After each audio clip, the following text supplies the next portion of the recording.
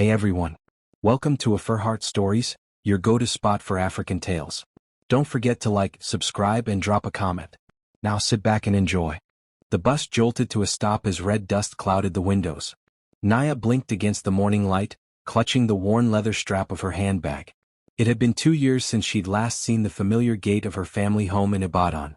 Now the green paint had peeled in places, and the once bustling front yard stood silent. Her phone buzzed. Amira, we're waiting. Don't be dramatic. It's just dinner. Just dinner. Naya slid the phone into her pocket and stepped off the bus. Her chest tightened as she walked toward the gate, her heels crunching gravel. With every step, her mind echoed with memories, shared laughter, screaming matches, whispered secrets in their teenage bedroom. Now her sister was married, thriving and seemingly perfect. And she? She had just ended a 5-year relationship and barely kept her teaching job. She reached the door and paused, hand hovering over the handle. Before she could knock, the door flung open. Look who finally decided to show her face. Amira stood tall and regal in a flowing yellow kaftan, her dark skin glowing against the fabric. Her smile was wide but didn't reach her eyes. Naya forced a laugh. You haven't changed. Neither have you, Amira said, stepping aside. Still always running late. Naya walked in, greeted by the familiar scent of rose oil and fried plantain. The house looked polished, too polished. Everything felt staged. Their mother, Mama Beezy, appeared from the kitchen, apron tied tight. My Naya. My baby girl. Naya smiled genuinely for the first time that morning as her mother embraced her. I missed you, Mama. Mama Beezy pulled back to study her. You've lost weight. You working too hard. I'm fine, Mama. Behind them, Amira raised a brow. She's always fine. Even when the world's falling apart. Naya flinched at the jab. Mama didn't notice. Go freshen up. Dinner is at 7 sharp. You remember your old room? Naya nodded and climbed the stairs, the wooden railing still chipped from when she and Amira used to race each other to the top. The bedroom door creaked open, revealing a space frozen in time. Posters of Asa and Kabam's Asukwo still lined the walls. A dusty bookshelf leaned slightly to one side. She sat on the bed, breathing in the stale air. 2 years wasn't that long, yet everything felt different, off. The silence was thick. Her phone vibrated again. Jordan, looking forward to catching up tonight, Naya? Her heart stopped. Jordan. Amira's husband. The man who always smiled too long and touched too lightly. She hadn't seen him since the wedding. She remembered how his gaze had lingered on her when no one else was watching. She tossed the phone aside. She was probably just overthinking. At 7:04 p.m., Naya descended the stairs in a blue Ankara gown. The dining room was lit with gold chandeliers, and the long table was dressed in white linen and crystal. A few uncles, aunties, and neighbors filled the seats, laughter echoing from the walls. Jordan stood at the head of the table, glass in hand, his smile too perfect. There she is, our missing princess. Naya nodded, her throat tight. Good evening, everyone. He pulled out a seat beside him. You'll sit here. Amira looked up from across the table, her eyes flickering. She usually sits by Mama. It's fine, Naya said quickly and took the seat. Dinner began with toast. Jollof rice, turkey stew and pepper soup made the rounds. The room buzzed with old stories, slaps on backs and clinking glasses. Naya tried to focus on her food. Jordan leaned in. Still teaching in Abuja? She nodded without looking up. Yes. Primary 4. Kids can be a lot. Not as much as adults, she replied curtly. He chuckled. Touché. Amira suddenly stood. Excuse me. I need to take this call. She grabbed her phone and left the table. Jordan's eyes followed her out. Then his tone lowered. She doesn't deserve you. Naya looked at him sharply. Excuse me? You've always been the smarter one. Realer. Amira's too caught up in her image to notice people who actually matter. Naya stiffened. That's your wife. And you're her sister. Yet she talks behind your back like you're nothing. Naya pushed her plate away. I'm not doing this. He poured more wine into her glass. Relax. It's just a toast to honesty. She hesitated. Then, maybe out of pressure, or shame, she sipped. Another glass. Then another. The table laughed. Voices blurred. Naya's vision dimmed slightly. Jordan leaned closer. I'll take you home. You're not steady on your feet. No, Mama can. She's already asleep. Come on. She couldn't even remember standing. The room spun. The clinking of cutlery faded. Outside the night was cool. Jordan's hand guided her into the car. Her head rested against the seat. Where? Shoo. You'll feel better soon. Her eyes fluttered. Darkness wrapped around her like a heavy coat. Somewhere deep in her mind, a voice screamed to wake up. But her body wouldn't listen. The last thing she heard was the soft click of a hotel door. The smell of citrus-scented soap hit Naya's nose before her eyes fluttered open. She was warm, too warm. The sheets were soft. She blinked up at a strange ceiling. Her stomach lurched. This wasn't her mother's house. She sat up in bed, gasping. Her head throbbed. The room was foreign, cream curtains, a mini bar, a large mirror across the bed. Then she looked down. She was naked.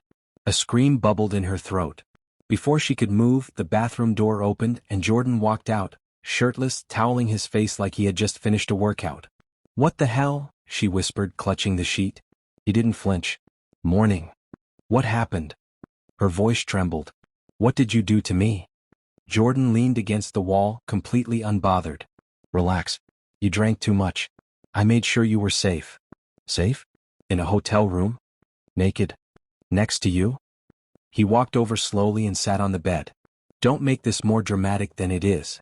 I don't remember anything. Did you?" His smirk returned. "She'll never forgive you now." "What?" Naya whispered, ice flooding her chest. "I told you. Amira has always held herself above everyone. You were her golden sister. Her pure one. I just evened the field." "You planned this?" she breathed. He stood up. "Don't overthink it. What's done is done. You were beautiful last night." She leapt from the bed, dragging the sheet with her. "You drugged me. Can you prove that?" Her lips parted, but no sound came. He walked to the door and opened it. "Get dressed. You'll want to be gone before housekeeping comes." Tears burned her eyes as she scrambled for her clothes.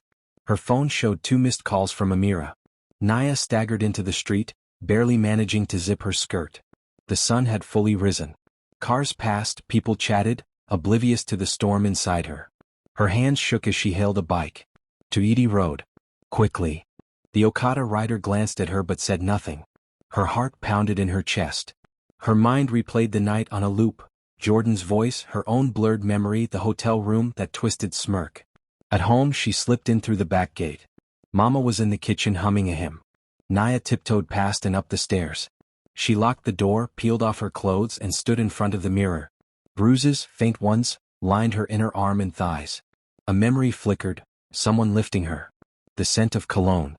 Her hand sliding uselessly against cold sheets. The phone buzzed. "Amira, where were you all night?" "Jordan, better keep quiet. Or I will." She dropped the phone like it burned her. What did he mean? What would he say if she told? She hadn't asked for this, she didn't consent. But she couldn't prove it. And worse, her sister would never believe her. Later that afternoon, Naya sat at the garden bench, hands clenched. Amira approached, holding 2 cups of sobo. "You just disappeared last night?" everyone asked. Naya took the drink but didn't sip. "I felt sick. Must have been the wine. You should have called. I didn't want to worry anyone." Amira studied her. "Jordan said he last saw you leaving in a taxi." Naya tensed. "Yeah." There was a pause. "You look pale," Amira said, voice softening. "Was it the Abuja heat or something else?" Naya forced a weak smile. "I'm just tired." Her phone pinged. "Jordan, good. Keep the act up." Her fingers tightened around the cup. That night, Naya lay in bed, staring at the ceiling. Her brain refused to shut down. Snippets of the night flickered. Wine, laughter, the clink of a glass, the weight of a hand on her back. Was there a moment she'd said yes? Her gut screamed no. But memories slipped away like smoke. The next morning she left early. Mama assumed she was getting fresh air, but Naya walked straight to the nearest pharmacy. Inside, she hesitated before speaking to the woman behind the counter. I think I was drugged. Is there a way to confirm?" The pharmacist's eyes softened. "When?" "2 nights ago." She sighed. "Not through urine anymore. Maybe a blood test, but time matters. You'd need to go to a clinic." Naya left with a prescription for stress-induced insomnia instead. As she stepped outside, she opened her messages. One from Jordan. "I'd keep those thoughts to myself if I were you. Don't forget, Amira won't be the only one hurt." And then she remembered something. The hotel. The name had flashed briefly when she called her ride. She searched her map history. There it was, Nova Crest Hotel.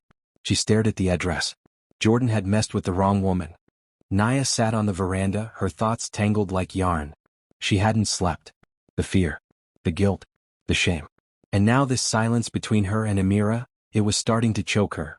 Amira joined her moments later, barefoot and wrapped in a silk robe. "You're up early again." "I couldn't sleep," Naya replied, eyes on the fading moon. Amira sipped her tea, then said softly, "Jordan's been different lately." Naya's fingers tightened around the teacup. "He's distant. Cold. Sometimes I wonder if he regrets marrying me." "Why would you say that?" Naya asked carefully. Amira shrugged.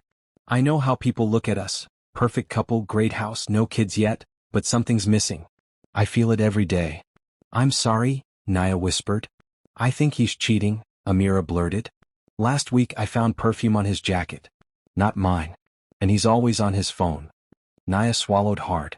The weight of silence pushed her chest inward. "Maybe you should confront him." "I have. He always turns it back on me." Naya stood abruptly. "I'm going for a walk." Amira frowned. "You sure you're okay?" "No. But I will be." Naya stormed through the estate to Jordan's office. She didn't knock, just pushed the door open and shut it behind her. He didn't even flinch. "Morning, sunshine." "You're sick," she hissed. Jordan looked up calmly. "Took you long enough to come to terms with that. You drugged me. You assaulted me. I didn't ask for any of it." He leaned back in his chair. "You were drunk. You leaned on me. Do you really think anyone will believe your version over mine? You're evil." "No," he said, standing. "I'm honest. She picked you over me every single time. She bragged about you, paraded you like some trophy sibling. You've always been the gold standard. And I was just her accessory. I wanted to prove you're just as easy to manipulate. I'm not disposable." He chuckled. "Aren't you? Look at you now, sneaking around, too scared to tell the truth." She glared at him. "You won't win." He stepped closer, voice low. "No one's playing fair. I just play better." She turned and walked out, her whole body shaking. As she passed the hallway mirror, she barely recognized herself. Her reflection didn't show fear anymore, it showed fire. That evening, Naya noticed the neighbor across the street watching her. Mrs. Adelik, an elderly woman who often minded her business, waved her over. "I hope you don't mind," the woman began, "but I've seen your sister's husband here with other women." Naya blinked. "You have?" "Twice. Once last month. Another 2 weeks ago. Fancy cars. Short skirts. They never stayed long. But I remember their laughter." Naya felt her knees weaken. Did Amira know? Mrs. Adelik shook her head. "She's always away those days. But be careful. That man carries shadows." That night, Naya crept into Jordan's study. She needed something. Proof. Anything. She found a locked drawer, but the key was taped underneath. Inside, receipts from fancy restaurants, hotel bookings, one under her name. Nova Crest Hotel. She flinched. That was his booking, not hers. Also in the drawer was a burner phone. She turned it on. Messages popped up. "Same time next Thursday?" She'll never know. "Make sure the camera's off this time." Naya covered her mouth. He had done this before. And he was planning to do it again. As the house quieted and everyone went to sleep, Naya slipped into Amira's room. She remembered where her sister used to hide things, bottom drawer under the purple blanket. She found it, a leather-bound diary, edges worn, pages curled with use. Flipping through, Naya's stomach dropped. "Jordan used to be sweet, but now he watches me like I'm the enemy. Sometimes I think he married me to control me. He once said if I ever left him, he'd destroy me publicly. Said I'd never be safe. I don't know if I'm paranoid, or if he's really planning something." The entries painted a chilling picture. Amira wasn't oblivious. She was scared. The last page stopped Naya cold. "If anything happens to me, check his red drawer." "I'm sorry, Naya. I should have told you everything." She clutched the book to her chest and sank to the floor. So much pain. So much silence. It had to stop. Armed with the burner phone numbers, Naya searched online and cross-referenced the messages. One number was tagged to a social media profile, Adiz Abalo. She reached out. "Hi, sorry to bother you. I found your number in connection with Jordan Alayemi. Can we talk?" Surprisingly, Adiz responded. They met at a quiet cafe the next afternoon. "I should have known someone would come eventually," Adiz said, removing her sunglasses. She was beautiful, polished, but her eyes were tired. "Did he hurt you?" Naya asked. Adiz let out a dry laugh. Emotionally, mentally, yes. Physically, no. But he came close once. Naya's voice was barely a whisper. He drugged me. I don't remember consenting. Adi's face fell. You're not the first. And I doubt you'll be the last. Naya's throat tightened. Why didn't you report him? I tried. But my evidence disappeared. He threatened to leak private photos. Told me no one would believe me, that I was bitter. I lost my job. My family told me to move on. Tears prickled Naya's eyes. Adiz reached across the table and grabbed her hand. Don't let him win, Naya. If he did it to you and me, there are others. But someone has to start the fire. I will. Adiz nodded. Then be ready. He plays dirty. Naya stood in the hallway outside Amira's bedroom, the diary pressed to her chest. Her fingers trembled as she knocked. Come in, came Amira's tired voice. Naya stepped in and found her sister seated on the edge of the bed, her eyes red and swollen. She hesitated, then handed Amira the diary. What's this? Amira asked. You wrote it, Naya whispered. And I've read it all. Amira blinked. Why were you reading my journal? Because I needed to know if you ever saw him for what he really is. And you did. You just kept quiet. Amira's face tightened. I was trying to protect myself. Naya swallowed. You think I wanted to destroy your marriage? That I planned what happened? Amira's eyes narrowed. What happened? Naya's throat closed up, but she forced the words out. That night after dinner, I woke up in a hotel room next to Jordan. I didn't remember getting there. I was drugged. Amira froze. Naya stepped closer. He planned it. I confronted him. He admitted it. I have proof. A burner phone, receipts, everything. Amira looked down, then away. You let him touch you. No. Naya cried. I didn't want. You let him in, Amira snapped. You stayed. You drank. You got in his car. I trusted my family. Naya screamed, voice cracking. I never thought. But Amira stood up, her voice trembling with rage. You broke me, Naya. Do you understand? You broke me. Then she walked out, slamming the door behind her. Naya dropped to her knees, tears soaking her shirt. The truth had come out. But so had the pain. By the next morning, the entire compound was buzzing. Someone had leaked a message thread, edited screenshots that suggested Naya had seduced Jordan. Amira's friends began whispering. One auntie unfollowed her on social media. At the church women's fellowship meeting, the stares were sharp and full of judgment. Naya received a call from her school principal in Abuja. Miss Naya, your name is circulating online. Allegations of adultery with a married man. It's serious. She tried to defend herself, but her voice cracked under the pressure. I advise you take a temporary leave, the principal said gently. Until things settle. She dropped the phone, heart pounding. Her career, her pride, was slipping away. Later in the compound, Mama Beezy confronted her. Tell me the truth. What did you do with your sister's husband? Naya's eyes widened. Mama, please. I didn't seduce anyone. Then what is all this noise? You've embarrassed me. Her name. My friends are calling me. Mama, Naya pleaded. He drugged me. Mama's eyes filled with tears. You should have stayed in Abuja. Naya retreated to her room, locking the door. Jordan had flipped the narrative and no one was on her side. Not even her mother. It was in the middle of her despair that Naya remembered the hotel. Nova Crest. She searched online, found the front desk number and called. Hi. My name is Naya Alayemi. I stayed in your hotel last Friday. I need to inquire about security footage. The woman hesitated. We only release footage to police or legal representatives. Naya took a breath. I believe I was drugged and brought there against my will. Silence. Then the woman said quietly, You'll need a formal request. But I can confirm we have the footage. From the lobby and the hallway. Naya raced to a legal aid office downtown. After a long wait and retelling her story, a young lawyer named Chuka agreed to help. You'll need a case number, he said, and we'll file a request. But if this is what you say it is, we'll fight. 2 days later, Naya returned to the hotel with Chuka and collected the footage. She watched the file in his office, her hands clenched tight. There it was, Jordan propping her up, her legs dragging, her eyes half closed. She was limp. Unconscious. Chuka looked at her, rage in his voice. This isn't just assault. This is premeditated. Naya nodded slowly. It's time we make it public. Naya waited on the garden bench the next morning, the flash drive in her hand. Amira came out slowly, arms crossed. Her face was unreadable. "I need to show you something," Naya said, standing. Amira didn't move. Naya plugged the drive into her laptop. The hotel footage played. Neither spoke. When it ended, Amira sat down without a word. Naya exhaled shakily. He planned this. It wasn't about love or attraction. It was punishment.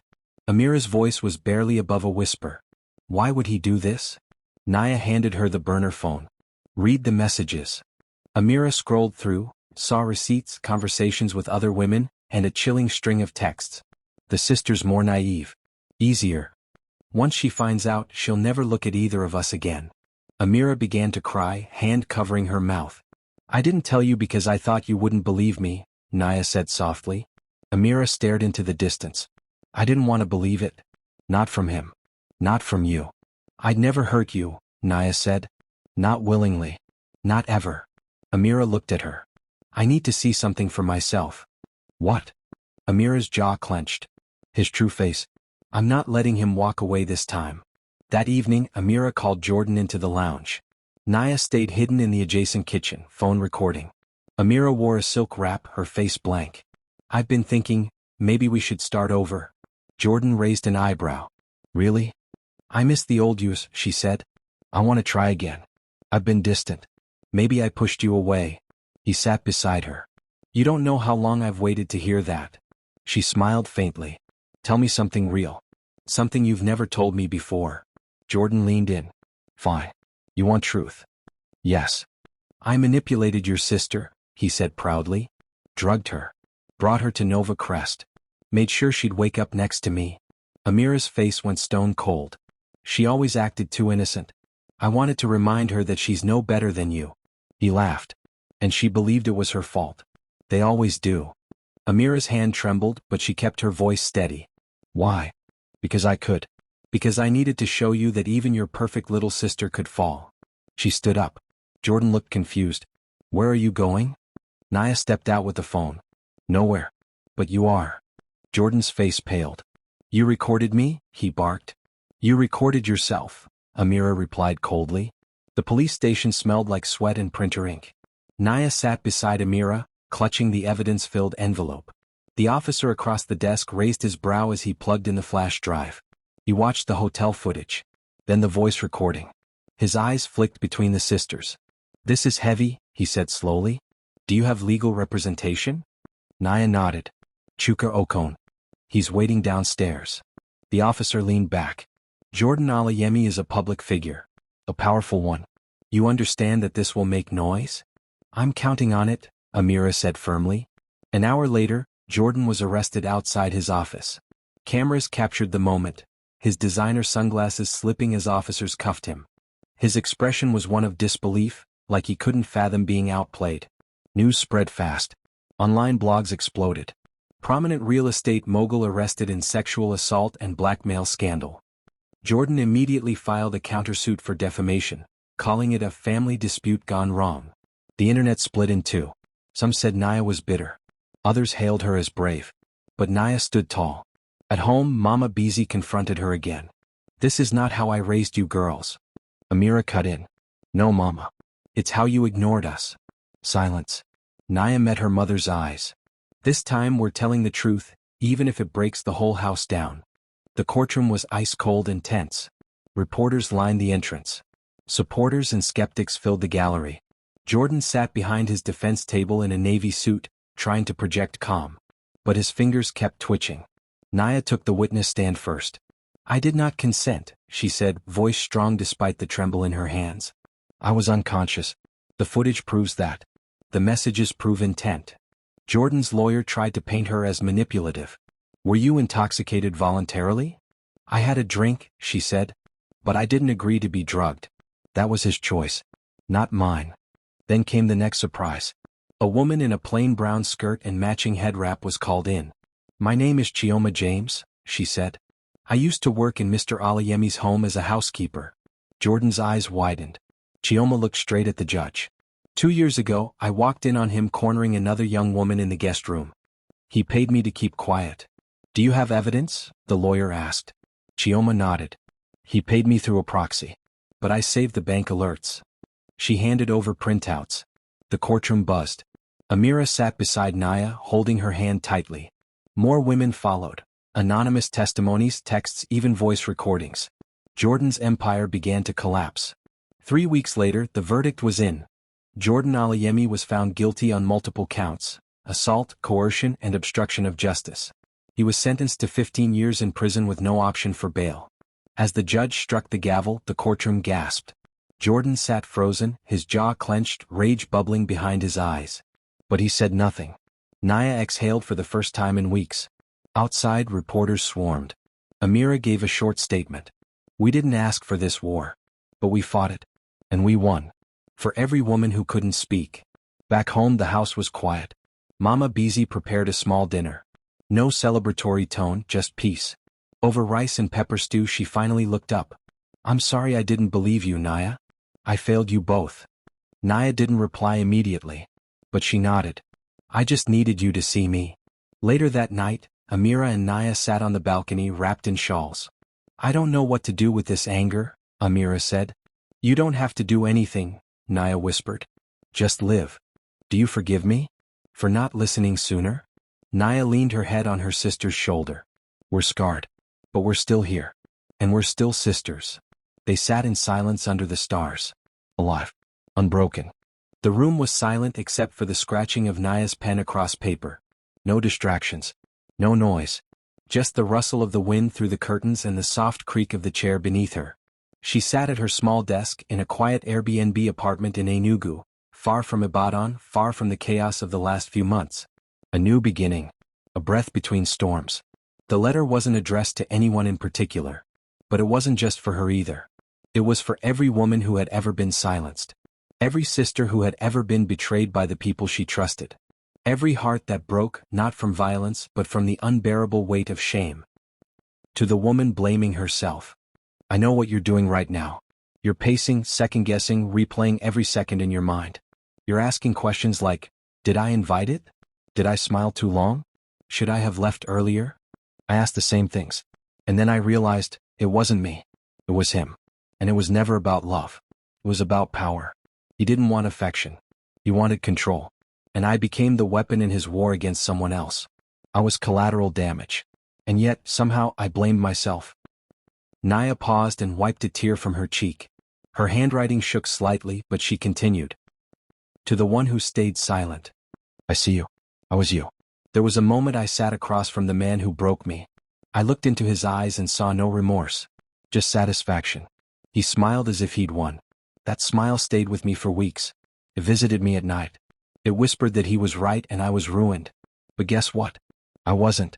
My voice didn't break me. It saved me. Yours can too." The apartment smelled of ginger tea and clean linen. Naya took a sip from her cup before continuing. Each word came slower now, more measured. This wasn't just a letter anymore, it was a release. To the sister who was betrayed. The pain is a special kind, the kind that claws at your chest in the quiet. When betrayal doesn't come from a stranger but someone you loved. Someone you trusted. Sometimes I wake up and forget what happened. I smile, and then I remember. The hotel. The cold. The silence afterward. The way my own blood couldn't look me in the eye. But I also remember her tears. I remember her reaching for my hand again after everything shattered. And I remember that forgiveness doesn't have to be fast. Or neat. But it has to be chosen. Amira chose it. So did I. She looked out the window. Children played football in the street. A woman walked by selling bread, her voice calling out in song. Life continued. And so did Naya. To the ones who still hurt. You may never get closure. The world might not apologize. Your friends might distance themselves. Some will judge you, gossip, even blame you. But healing isn't about them. It's about waking up and knowing you survived. You're still here. Breathing. Existing. That's strength. And no one gets to define your story except you. She folded the pages carefully, sealing them in an envelope she wouldn't send. It wasn't meant for mail. It was meant for memory. Her laptop dinged. A new email from Chuka. Subject. Your case inspired another woman to come forward. Naya smiled softly. A seed had taken root. Others were rising. She stood and walked to the mirror. Her reflection stared back. Same eyes, same curls, same skin, but something had changed. Her shoulders were straighter. Her gaze steadier. She didn't see a victim anymore. She saw a survivor. That evening Amira called. "Hey," Naya answered. "I miss you," Amira said, her voice gentle. "I miss you too. You okay?" "I'm getting there." Pause. "I read that blog post you published anonymously," Amira whispered. "The one about broken women." Naya's brows lifted. "How did you know it was me?" "I just did." Another pause. "I'm proud of you," Amira said. "Thank you." They stayed on the phone in silence for a while, just breathing. Healing wasn't perfect, but it was happening. Before hanging up, Amira said something that made Naya's eyes well up. "You didn't let what he did define you. You rewrote the ending." Naya smiled, wiping her cheek. "No," she whispered. "I'm still writing it." The waves crashed gently against the shore, a rhythm that sounded like exhale after a long, breathless silence. Naya walked barefoot across the sand, a breeze fluttering the hem of her white linen dress. Her hair was loose, curls dancing around her shoulders. She squinted up at the sky. It was warm, wide, forgiving. Enugu had been a refuge, but today she was back in Lagos. Just for a few days. Not for confrontation. Not for drama. Just closure. She hadn't told many people she'd returned. She didn't need to. The noise had faded, the press had moved on, and the hashtags had quieted. But inside her, the journey was still unfolding. She sat on a low rock facing the sea and opened her small journal. On the first page, in careful handwriting, she had written, "Survival isn't the end. Becoming is." "Still writing your secret masterpieces?" A familiar voice called behind her. Naya turned and smiled. "Amira." Her sister walked toward her slowly, dressed in jeans and a light blouse, her expression soft but cautious. A few feet away she stopped and glanced at the waves. "This place," Amira said. "You remember? We came here when Dad left." Naya nodded. "You brought me here to cheer me up. Told me the ocean swallows bad memories." Amira chuckled lightly. "I lied. But it sounded comforting." They sat beside each other in silence. The sea roared and retreated. The world, once loud and merciless, was finally quiet. After a long pause, Amira said, "I watched his sentencing replay online. His face when they read the charges, he smiled." Naya's expression darkened slightly. "That same smile. That one he gave you in the hotel?" Amira whispered. "Like he was proud of what he did. Like he thought he'd won." Naya nodded. It wasn't a smile of victory. It was a threat. One of those quiet ones. The kind that says, "You'll never rise from this." "But you did," Amira said. "You rose. You're here." Naya glanced at her. "And you believed me. Eventually." "I should have believed you from the beginning," Amira replied, voice tight. "I'll carry that forever." "You don't have to," Naya said softly. "We both survived him. That's enough." They sat quietly again and then Amira asked, "Do you hate me?"